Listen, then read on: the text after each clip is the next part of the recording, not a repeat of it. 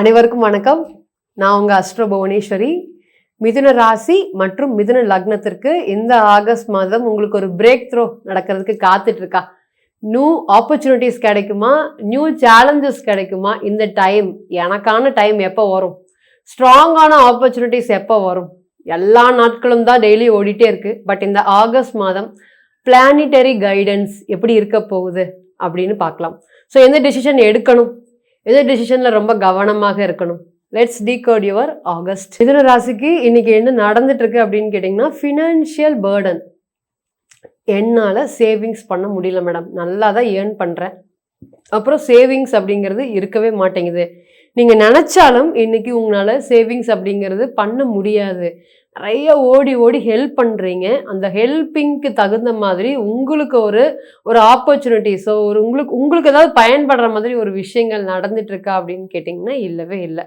எல்லார் மாதிரியும் நீங்களும் கடுமையான முயற்சி போடுறீங்க. நிறைய இடத்துல எல்லாத்தோடையும் அதிகமாக அதுக்கு ஃபோக்கஸ் பண்ணுறீங்க. ஒரு மணி நேரம் செய்யக்கூடிய வேலையை ஈஸியாக மற்றவங்க 1 மணி நேரம் செஞ்சுட்டு போகிறாங்க, பட் நீங்கள் 2 மணி நேரம் செய்கிறீங்க. அதுக்கு கடினமான முயற்சி பண்ணுறீங்க, நல்ல உழைப்பு போடுறீங்க. பட் ரிசல்ட் என்னவோ அவ்வளோக்கா ஹாப்பியாக இல்லாத மாதிரி சுச்சுவேஷன். ஹவு லாங் அப்படின்னு நீங்களே உங்களை பார்த்து ஒரு வாட்டியம் கேட்குற மாதிரி. நான் எல்லாரும் ஆரம்பிக்கும் போது நானும் ஒரு விஷயத்த ஆரம்பித்தேன், நான் நீங்கள் அதே இடத்துல நிற்கிற மாதிரி ஒரு சுச்சுவேஷன்.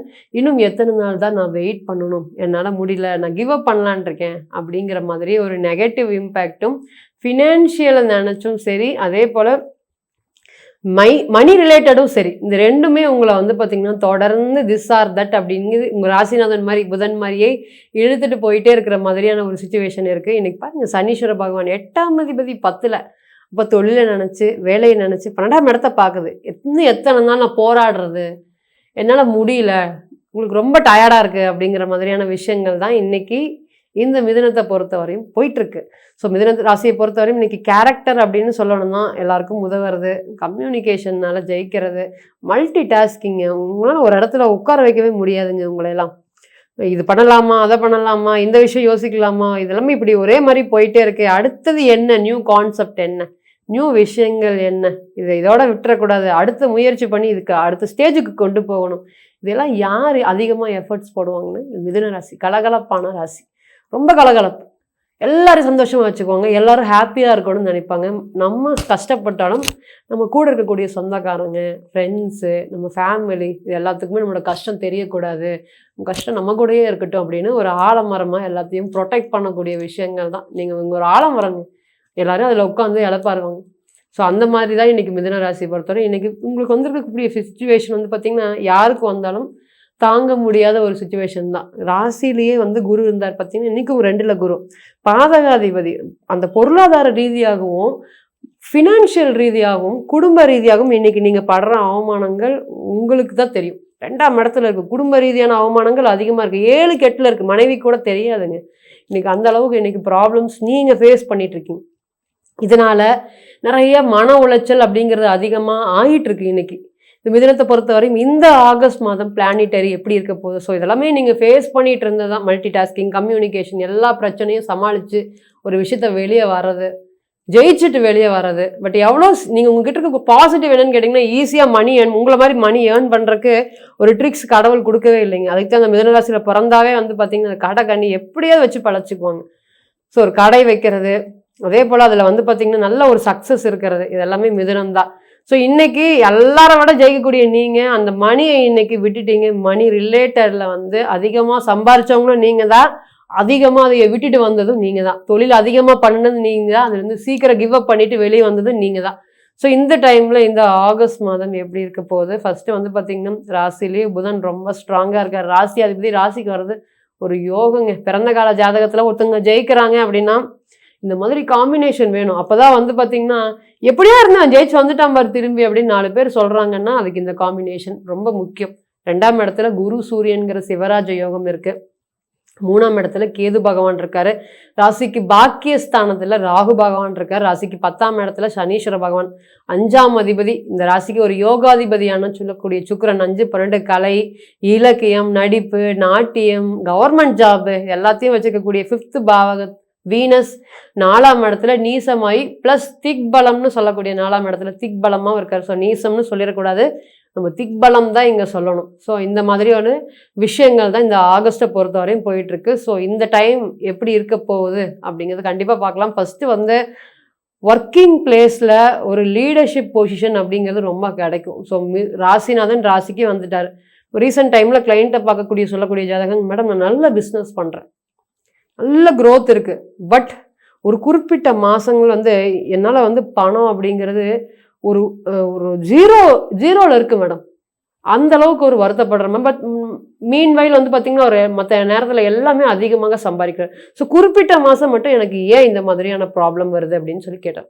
ஸோ அவருடைய ஜாதகத்தை நம்ம பார்த்தோம். அவர் பார்க்கும்போது உங்களுக்கு இந்த பிஸ்னஸ் அப்படிங்கிறது செட் ஆகாது, நீங்கள் கண்டிப்பாக இந்த பிஸ்னஸை நீங்கள் மாற்றிடணும், மாற்றலை அப்படின்னா ரொம்ப கடன் சுமைகளில் நீங்கள் ஆளாயிருவீங்க அப்படிங்கிறத சொல்லியிருந்தோம். இல்லை இந்த பிஸ்னஸ் தான் எனக்கு தெரியும், வேறு எந்த பிஸ்னஸும் எனக்கு தெரியாது, அப்போ ஜாபு மாற்றிக்கோங்க.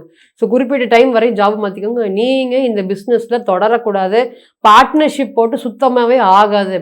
மேடம் நான் ஆல்ரெடி ஒய்ஃபை விட்டு விளந்து வந்திருக்கேன், என் ஒய்ஃபே என் கூட இல்லை. ஆமாம், நம்ம பார்க்கும்போது 2021 பார்க்கும்போதே இந்த ஒய்ஃப் ரிலேட்டட் வந்து பார்த்திங்கன்னா இஷ்யூஸ் அப்படிங்கிறது போயிட்டுருக்கு. ஒய்ஃப் இவங்க கூட வாழ மாட்டாங்க அப்படிங்கிறத நம்ம இண்டிகேஷன் பண்ணணும். சரி, இப்போ ஆதரவாக யார் இருக்காங்க அப்படின்னு கேட்டிங்கன்னா இந்த பார்ட்னர் தான் இருக்காங்க. ஸோ இப்போ பார்ட்னர் பார்க்கும்போது இல்லைங்க இந்த ஜாதகம் ஆகாது, ஃபுல் ஸ்டாப் வச்சுக்கோங்க, இந்த பிஸ்னஸை வந்து பண்ணக்கூடாது அப்படிங்கிறத கிளியர் கட்டாக இண்டிகேஷன் பண்ணணும். எனக்கு யாருமே இல்லை மேடம், இவரை விட்டால் எனக்கு இந்த பிஸ்னஸை யாருனாலையும் பண்ண முடியாது அப்படிங்கிற சொன்னார். ஸோ கண்டிப்பாக பண்ணக்கூடாது அப்படிங்கிறத வெளியே நம்ம வாங்க, இந்த பிஸ்னஸை விட்டுட்டு வெளியே வாங்கன்னு சொல்லிட்டோம். அவரால் ரொம்ப கடுமையாக பிஸ்னஸ் நல்லா போயிட்டுருக்கு, ஏன்னா நான் பணம் கொடுத்துட்டு ஓரமாக உட்காந்துட்டு இருந்தால் போதும், பிஸ்னஸ் ஒரு பக்கம் ப்ராஃபிட்டை காமிச்சிட்டே இருக்காங்க, மாதம் மாதம் ப்ராஃபிட் வராது, காமிக்கக்கூடிய அனைத்தும் போலியானவை, நீங்கள் நம்பாதீங்க அப்படிங்கிறத கிளியராக இண்டிகேஷன் பண்ணணும். எந்த ஒரு நெளிவு சுழி இல்லாமல் வெளியே வாங்கன்னு தைரியமாக நம்ம சொன்னோம். ஸோ அதே மாதிரி அவர் அந்த பிஸ்னஸை விட்டுட்டு வெளியே வந்தார். வர வந்தோடனே நம்ம கால் பண்ணுறோம், மேடம் 3 மாதம் ஆச்சு, இப்போது இன்னுமே க்ரோத் ஆயிடுச்சு, இங்கே ஒரு இடம் வாங்கிட்டாங்க மேடம், அங்கே ஒரு இடம் வாங்கிட்டாங்க, புதுசாக கட்ட போகிறாங்களாம்மா பிஸ்னஸுக்கு, நான் இது விட்டுட்டேன் மேடம், தைரியமாக இருங்க, என்ன பார்க்கலாங்க, வெயிட் பண்ணுங்க அப்படிங்கிற சொன்னோம். கரெக்டாக எக்ஸாக்டாக வந்து பார்த்தீங்கன்னா 1 year கம்ப்ளீட் ஆச்சு. நம்ம சொன்ன டைம் பீயிங் வந்துச்சு. அந்த பிஸ்னஸில் அவருக்கு அப்படி ஒரு அந்த ஆப்போசிட் பர்சனுக்கு அப்படி ஒரு அடி, அவர் அந்த ஊரை விட்டு வெளியே ஓடிட்டார். ஏகப்பட்ட கடன். ஸோ இந்த கடன்காரங்க எல்லாமே இன்னைக்கு அவர் வீட்டுடைய வாசல் நிற்கிறாரு. மேடம் என்னோட சொத்தை காப்பாற்றி கொடுத்தீங்க, எனக்கு ரொம்ப நன்றி. இன்னைக்கு பாருங்க, கிட்டத்தட்ட 2 வருஷமா அவங்க நல்லா பண்ணிட்டு இருக்காங்க மேடம், இந்த ஜாதகத்தை பாருங்க மேடம், மறுபடியும் நான் போய் சேர்ந்துக்கிட்டேம்மா, இங்கே இடம் வாங்கிட்டாங்க, இங்கே சொத்து வாங்கிட்டாங்க, இங்கே பிஸ்னஸ் ஓப்பன் பண்ணிட்டாங்க, இங்கே நியூ ஃபேக்ட்ரி ரன் பண்ணிட்டாங்க. இந்த ஆசைகள் உங்களை சுற்றிட்டு தான் இருக்குது. உங்களுக்கு 5ஆம் அதிபதி ரொம்ப ஸ்ட்ராங்காக இருக்குது, பண்ணிடக்கூடாது அப்படிங்கிற தெளிவாக ஃபோக்கஸ் பண்ணி சொல்லணும். இன்றைக்கி நம்மளுடைய சொத்தை நம்ம காப்பாற்றி கொடுத்தோம். ஸோ இதுலேருந்து என்ன தெரியுது அப்படின்னு கேட்டிங்கன்னா, எந்த ஒரு பிளானிட்டரி கைடன்ஸும் பிறந்த கால ஜாதகத்தில் இருக்கக்கூடிய பர்த் அனலைஸ் தான் ஃபஸ்ட், மற்றது எல்லாமே வந்து பார்த்திங்கன்னா நெக்ஸ்ட். நம்ம சொல்லக்கூடிய பலன்கள் அனைத்துமே மாத கிரகத்தோடைய கோள்கள். அப்போ ஒரு மாதம் ஒரு ராசியில் ஒரு கிரகம் இருக்கும். 2வது மாதத்தில் வந்து பார்த்திங்கன்னா ஆகஸ்டா வந்து பார்த்தீங்கன்னா ஆகஸ்ட், அதுக்கப்புறம் செப்டம்பர் ஆகும்போது ஆட்டோமேட்டிக்காக சூரியனுங்கிறது இறங்கி வருவார், குருவுடைய பிளானட்டரி பொசிஷன் மாறும். ஸோ பிறந்த கால ஜாதகம் கொடுக்கக்கூடிய பர்த் அனலைஸை எந்த ஒரு விஷயங்களும் கொடுத்துறாது அப்படிங்கிறத மறந்துடக்கூடாது. ஸோ இது கொண்டு போய் அப்படியே பொருத்தி பார்க்கறதுனால நிறைய தவறுகள் வரும். ஃபர்ஸ்ட் அப்படி பொருத்தி பார்த்துடக்கூடாது. ஸோ இந்த மிதுன ராசியை பொறுத்தவரையும் ஒர்க் பிளேஸில் இருக்கக்கூடிய ஹெக்டிக்கான என்வரான்மெண்ட் எல்லாம் இனி மாறப்போகுது. ஃபஸ்ட்டு ஜாலியாக ஒர்க் பண்ணனா தான் அந்த மிதுனத்துக்கு பிடிக்கும். ஸோ இனிமேல் மறுபடியும் அதே போல் ஜாலியான ஒரு என்வரான்மெண்ட் அப்படிங்கிறது வருமா? கண்டிப்பாக வரப்போகுது. சனீஸ்வர பகவான் 10ஆம் இடத்துல தொழில் ஸ்தானத்தில் ரொம்ப ஸ்ட்ராங்காக இருக்காரு. ஸோ நியூ கிளைண்ட்டை மீட் பண்ணுறதுக்கு, நியூவாக மார்க்கெட்டிங் போகிறதுக்கு, எக்ஸிஸ்டிங் கஸ்டமரை நான் ஆல்ரெடி என்னை விட்டுட்டு போயிட்டாங்க, அவங்களுக்கு கூட மறுபடியும் வந்து பார்த்திங்கன்னா ஒரு பேச்சுவார்த்தை நடத்தி மறுபடியும் வந்து பார்த்திங்கன்னா ஒரு ரீயூனியன் மாதிரி பண்ண முடியுமா, பண்ணி நான் ஸ்டேபிளான ஒரு க்ரோத் கிடைக்குமா? கண்டிப்பாக கிடைக்கும். இந்த நேரத்தில் கரெக்டாக அதுக்கு ஃபோக்கஸ் பண்ணுங்கள். உங்களுடைய புதன் நல்லா இருக்கும்போது உங்களுடைய திட்டம் அப்படிங்கிறது ரொம்ப ஸ்ட்ராங்காக நடக்கும். ஸோ புதன் இன்னைக்கு நல்லா இருக்குது. ஸோ உங்களோட திட்டம் கண்டிப்பாக உங்களோட பிறந்த கால ஜாதகத்தில் புதன் வந்து பார்த்திங்கன்னா டேமேஜ் ஆயிருந்தா கூட இன்னைக்கு இந்த டிரான்சிட் புதன் உங்களுக்கு கண்டிப்பாக சப்போர்ட் பண்ணும். சார் 2வது என்னன்னு கேட்டிங்கன்னா மேரேஜ் லைஃப்பில் இந்த மிதுன ராசி தான் அதிகமாக ப்ராப்ளம் ஃபேஸ் பண்ணுது. நான் ஒரு மாதிரி இருக்கேன், என் மனைவி ஒரு மாதிரி இருக்காங்க. எங்கள் 2 பேரை புரிஞ்சிக்கவே முடியல. ஒரு 10 நிமிஷம் பேசினா தொடர்ந்து சண்டைகள் வருது அப்படின்னு இந்த ரீசன்ட் டைமாக பார்க்க முடியும். நிறைய வந்து பார்த்திங்கன்னா ப்ராப்ளம், அது எஸ்பெஷலி சொல்ல போனால் அந்த 3rd பர்சன்னால நிறையா ப்ராப்ளம் நீங்கள் இன்னைக்கு ஃபேஸ் பண்ணிட்டு இருக்கிற மாதிரி சுச்சுவேஷன்.